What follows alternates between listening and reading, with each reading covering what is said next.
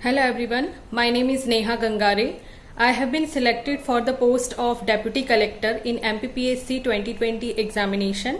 Today I am here to inform you all about the Kalyani Publications. Kalyani publications के द्वारा MPPSC mains oriented कुछ books का set prepare किया गया है और कुछ दिनों पहले उन्होंने एक सेट मुझे भी भिजवाया था। उन बुक्स के कुछ फीचर्स हैं जो मैं आप सभी के साथ शेयर करना चाहती हूँ। पहला फीचर तो वही है जो मैं सभी एस्पिरेंट्स को जनरली सजेस्ट करती हूँ कि self notes making is very important for our civil services examination. जब मैं अपनी तैयारी कर रही थी तो उस दौरान मैं जो भी टॉपिक स्टैंडर्ड बुक से पढ़ती थी उसके बाद उसे मैं गूगल करती थी। उसके बाद मैं यूट्यूब के स्टडी चैनल से उस टॉपिक को पढ़ती थी, रैंडम स्टडी चैनल से, और इस तरह से हर चीज फिर मिला के मैं अपना नोट्स मेकिंग किया करती थी। तो that was my way of notes making. इस बुक्स में एक फीचर ये ऐड किया गया है कि आप टॉपिक को तो रीड कर ही सकते हैं, साथ ही एक QR कोड दे के रखा है। तो you can simply scan that QR code and you can go through their video lectures on that particular topic. तो आई थिंक वो बेटर अंडरस्टैंडिंग आपकी होगी उस पर्टिकुलर टॉपिक को लेकर। तो ये इस तरह की फीचर्ड बुक का इस्तेमाल मैंने अपनी तैयारी के दौरान नहीं किया था। आई डोंट नो उस टाइम पर इस तरह की बुक मार्केट में अवेलेबल थी या नहीं, but I think this will definitely help all the new aspirants who are targeting their upcoming examinations. Another feature जो मुझे अच्छा लगा वो ये था कि क्योंकि वी ऑल नो 2020 का जो हमारा सिलेबस है वो चेंज हुआ था। सिलेबस चेंज होने के साथ साथ जो हमारा आंसर राइटिंग का पैटर्न था उसमें भी चेंज हुआ था। लाइक हमारा जो पहले 15 मार्क्स का लॉन्ग आंसर हुआ करता था वो हमें लगभग 3 पेज में लिखना होता था, वो अब 11 मार्क्स का हो गया है और वो हमें केवल 2 पेज में लिखना होता है।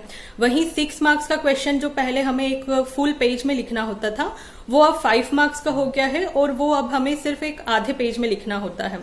So the idea behind cut down of the word limit वो इतना ही है कि आयोग हमसे डिमांड कर रहा है कि हम टू द पॉइंट आंसर लिखें। जो पूछा गया है, जितना पूछा गया है, हम केवल उतना क्वालिटी कंटेंट अपने आंसर्स में रिप्रेजेंट करें।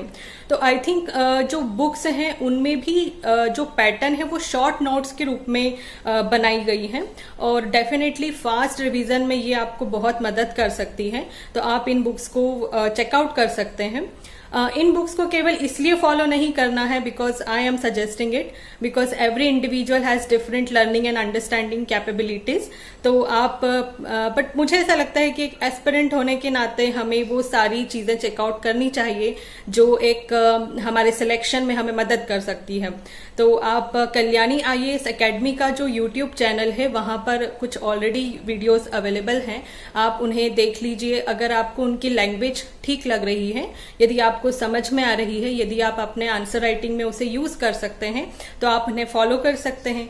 Same thing you have to do with the books also. Books को फॉलो करने से पहले आप इनका इंडेक्स चेक कीजिए।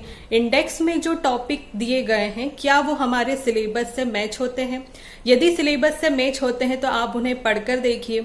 यदि आपको उनकी लैंग्वेज ठीक लग रही है, अगर समझ में आ रही है, तो आप बुक्स भी फॉलो कर सकते हैं। तो ये सजेशन मेरी तरफ से रहेंगे।